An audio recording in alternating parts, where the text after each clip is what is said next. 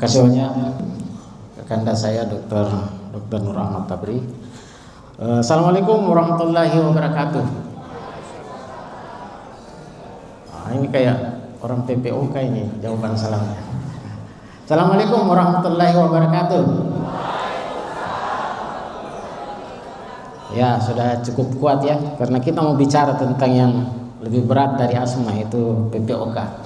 Jadi tema saya adalah tentang manajemen PPOK yang lebih baik dengan menggunakan triple ya terapi, yaitu budesonide, glycopyrronium, dan formoterol.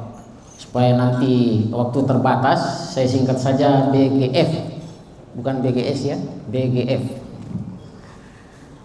Efektif dalam mencegah dan mengurangi eksaserbasi dan mengurangi risiko kardiopulmoner. Nah, ini disclaimernya. Teman sejawat sekalian, penyakit obstruksi jalan napas salah satunya adalah PPOK, selain asma yang telah dibicarakan tadi oleh Dr. Ilyas. Jadi sebelum kita masuk, saya kasih pengantar sedikit. Dan saat ini kasusnya semakin meningkat ya. Untuk PPOK 392 juta kasus, asma juga sangat banyak, 262 juta kasus. Kedua penyakit ini berbeda secara patogenesis ya. Keduanya menyebabkan inflamasi di jalan nafas ya, tetapi patogenesis yang berbeda sehingga berimplikasi pada terapi yang tentu berbeda. Sebagai dokter, kita harus mampu membedakan antara asma dan PPOK. Anamnesis. Jangan lupa selalu melakukan anamnesis yang baik pada pasien-pasien kita untuk mendiagnosis dengan tepat. Jangan hanya tanya ya, pasien datang dengan sesak napas langsung tanya, apakah ada asma sebelumnya? Oh ya, ada asma, langsung diagnosa asma. Harus mendetail dengan dalam mencari segala faktor risiko ya. Biasanya COPD usia lebih tua ya, sesak napas dan batuk sepanjang waktu, faktor risikonya merokok atau ada polusi. Sedangkan pada asma banyak ciri-ciri yang khas, misalnya sesak dan batuk terutama malam hari. Kenapa? Karena irama sirkadian dari kortisol sebagai anti alergi yang menyebabkan pada pasien-pasien asma biasanya gejalanya lebih dominan pada malam atau menjelang pagi hari. Kemudian faktor risiko lain ya, atopi, rinitis, riwayat keluarga asma ya, obesitas, GERD, itu juga perlu kita elaborasi. Kemudian pemeriksaan fisik, teman sejawat jangan lupa ya, karena tadi ya PPOK itu adalah bersifat irreversible parsial, sementara asma bersifat itu reversible. Maka dari pemeriksaan fisik pun juga kadang-kala kita sudah membedakan ya, suara napas yang pada celah iga yang melebar, batas paru yang menurun, suara napas yang bronkial, dan wheezing yang biasanya relatif lebih menetap. Sedangkan pada asma, karena dia reversible, sometimes suara napasnya normal, kadang kita dengarkan bunyi wheezing pada saat ekspirasi. Kenapa saat ekspirasi? Karena diameter saluran napas kita itu menyempit ya pada saat ekspirasi. Kadang-kala juga kita dengar baik pada inspirasi maupun ekspirasi yang menunjukkan obstruksi yang lebih berat, bahkan normal pada saat kondisi bronkokonstriksi teratasi. Kemudian yang selanjutnya adalah dengan melakukan pemeriksaan penunjang ya, foto ya. Foto biasanya pada asma dia normal, sementara pada POK biasanya gambaran emfisema. Dan yang paling penting ini adalah melakukan spirometri dan tes bronkodilator. Pada asma biasanya dia reversible, maka tes bronkodilator itu positif, FEV1 lebih dari 12% setelah pasca bronkodilator. Sedangkan pada PPOK biasanya irreversible ditandai dengan FEV1 per FVC-nya selalu di bawah 0,7%. Nah, ini adalah pentingnya kita mendiagnosis dengan baik ya, yang pada A, grup A dan B serta grup E. Dan yang membedakan adalah riwayat eksaserbasi. Kalau dia ada riwayat eksaserbasi lebih dari 2 kali atau pernah masuk rumah sakit karena eksaserbasi, langsung grup E. Pilihannya salah satunya adalah triple terapi apabila eosinofil darah ya di atas 300. Caranya mudah sekali, tinggal lihat berapa darah rutinnya. Darah rutin anggaplah leukositnya 10.000. Kemudian differential count eosinofilnya misalnya 5%, maka eosinofil darahnya adalah 500, ya 5% dikali 10.000 kita akan dapatkan angka 500. Maka pasien itu dapat dipertimbangkan pemberian triple terapi pada pasien PPOK. Sedangkan untuk grup A dan D kita bedakan dari MMRC ataupun CAT score yang juga gampang kita lakukan sehari-hari. Ini adalah MMRC scoring, kemudian ini adalah CAT scoring, ya, yang mudah kita terapkan dalam praktek kita sehari-hari. Nah, apabila dia eksaserbasi maka pilihannya, ya, apabila dia sudah menggunakan tunggal ataupun double dan dia eosinofil darah, ya ada riwayat eksaserbasi berulang dan eosinofil darahnya di atas 30%, maka pilihannya anjurannya adalah langsung menggunakan triple terapi. Sedangkan kalau dia sudah menggunakan laba-laba dan eosinofil darah di atas 100%, di atas 100, maka masih bisa kita pertimbangkan penggunaan triple terapi. Ini yang baru adalah adanya dupilumab, ya, pada pasien-pasien eksaserbasi yang eosinofil darahnya di atas 300% yang tidak membaik dengan triple terapi. Nah, ternyata PPOK itu adalah penyebab kematian nomor 3 saat ini, ya.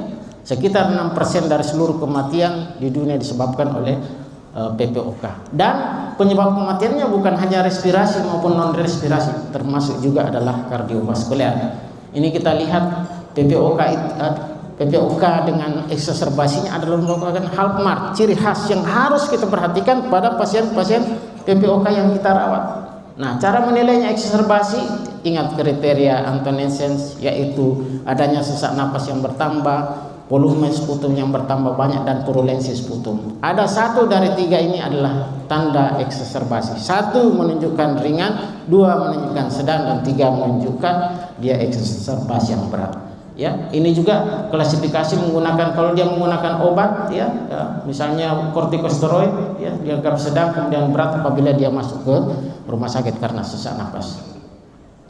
Nah, teman sejauh sekalian, ternyata eksaserbasi itu perlu sangat kita perhatikan karena dia akan menurunkan fungsi paru secara progresif dan permanen. Kita lihat di sini, ya, pada pasien yang fungsi paru ringan sedang berat PPOK yang mengalami eksaserbasi, dia akan menurunkan fungsi paru secara permanen, ya, terutama pada yang ringan. Kenapa yang ringan lebih banyak penurunannya? Ya karena fungsi parunya masih relatif banyak, lebih banyak, ya, sehingga penurunannya juga akan lebih banyak. Tetapi penurunannya akan bersifat permanen. Setelah dia eksaserbasi dia akan turun, dan begitu selesai eksaserbasi fungsi paru mungkin akan naik, tetapi tidak seperti di awal.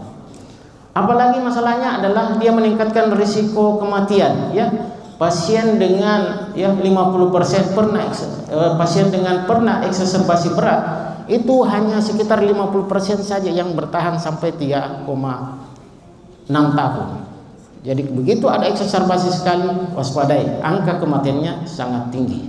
Ya, demikian pula juga eksaserbasi sedang, ya, 2 kali eksaserbasi sedang sekitar 80% angka kematian, ya. Dan dampak dari eksaserbasi ini bukan hanya di paru, ya, tetapi juga pada kardiovaskuler. Bahkan 30 hari, ya, setelah dia eksaserbasi, ya, kalau dia eksaserbasi berat, maka risiko kejadian kardiovaskular akut itu sampai 85%. Ya, kalau dia sedang sekitar 22%. Dan ini kita lihat bahwasanya orang dengan risiko kardiovaskuler PPOK dan risiko kardiovaskulernya ada, maka begitu dia mengalami eksaserbasi terjadi 3 kali peningkatan risiko kejadian kardiovaskuler. Ya.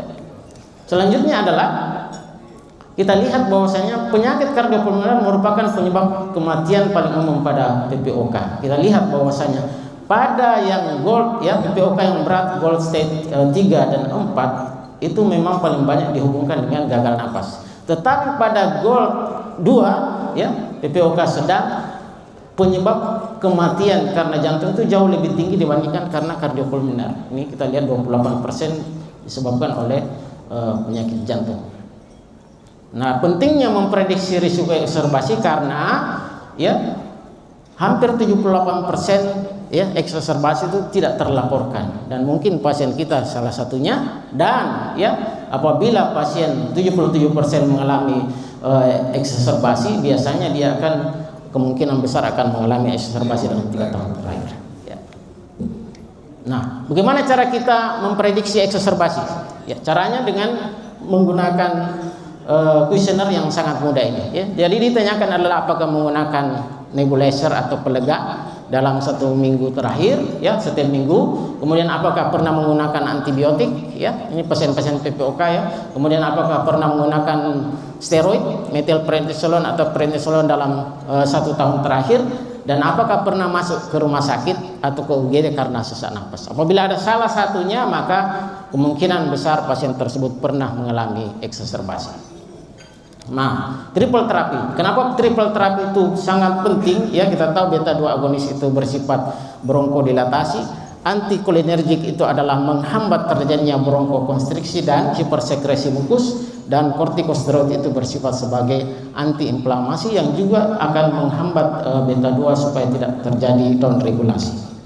Nah, kita lihat di sini bahwasanya dengan triple terapi, ya, maka kortikosteroid akan menyebabkan menekan inflamasi di sistemik sehingga kerusakan aterosklerotik di jantung dan pembuluh darah bisa lebih berkurang. Kemudian pemberian lama dengan laba itu akan menghambat hiperinflasi sehingga fungsi jantung menjadi lebih baik, dan pemberian ACS dan bronkodilator itu akan memperbaiki ventilasi perfusi karena mengurangi hipoksia yang berhubungan dengan kegagalan jantung kanan.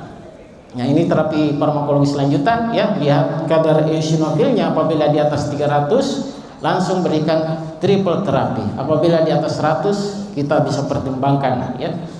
Kemudian selanjutnya adalah ini studi yang membuktikan berbagai bukti bahwasanya triple terapi dengan BGF ini sangat baik sekali.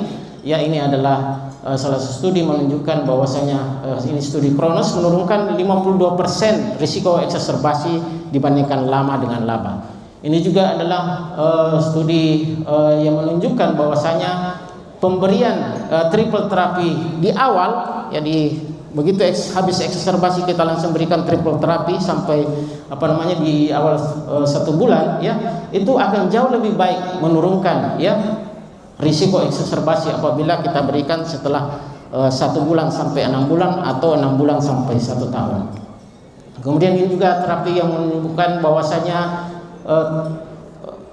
studi yang menunjukkan bahwasanya pemberian, ya, triple terapi itu menurunkan 49% risiko kematian, ya, termasuk kardiovaskuler dibandingkan lama dengan laba, ya.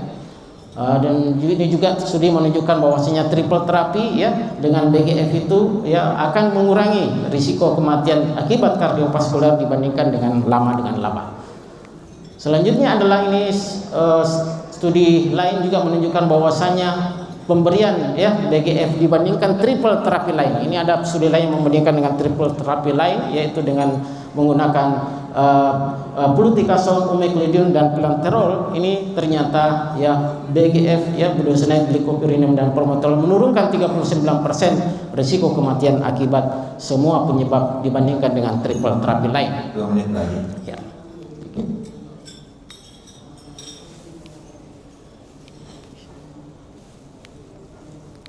Selanjutnya, ya, ini menunjukkan keunggulan daripada aerosphere ini, ya, di mana dia tersuspensi secara homogen, ya, karena partikelnya yang aerodinamis. Slide. Ini juga menunjukkan bahwasanya aerosphere menunjukkan konsistensi dalam menghantarkan obat yang konsisten dan stabil. Slide berikut.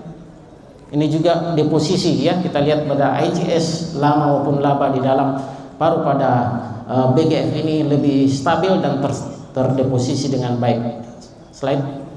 Ya, saya kira ini mungkin slide terakhir, ya, bahwasanya pemberian BGF, ya, triple terapi dibandingkan lama dengan lama menurunkan risiko eksaserbasi sebesar 52%, ya. Kemudian juga menurunkan risiko kematian oleh semua penyebab terutama akibat kardiovaskuler sebesar 49% dibandingkan dengan lama dan laba, dan juga menurunkan risiko kematian oleh semua penyebab sebesar 39% dibandingkan dengan triple terapi lain. Sebagai summary, bahwasanya eksaserbasi meningkatkan risiko kematian, termasuk kematian karena kardiovaskuler ya pada PPOK. Dan penggunaan triple terapi direkomendasikan oleh GOLD sebagai terapi lanjutan pada pasien PPOK dengan eksaserbasi ya. BGF ya, triple terapi menurunkan risiko eksaserbasi, menurunkan risiko kematian, dan juga menurunkan risiko eksaserbasi sedang dan berat selanjutnya. Dan penggunaan triple terapi dengan BGF ini ya, Breztri ya, yang produk yang ada itu adalah deposisi paru lebih besar dibandingkan dengan triple terapi lain. Dan partikel inhaler ya, Aerosphere pada Breztri memiliki struktur yang aerodinamis, ukuran yang optimal, memungkinkan komponen obat untuk bergabung dan membentuk suspensi yang lebih stabil dan menunjukkan konsistensi dalam menghantarkan obat. Sekira demikian ya. Assalamualaikum warahmatullahi wabarakatuh. Ya, terima kasih Dr. Harun.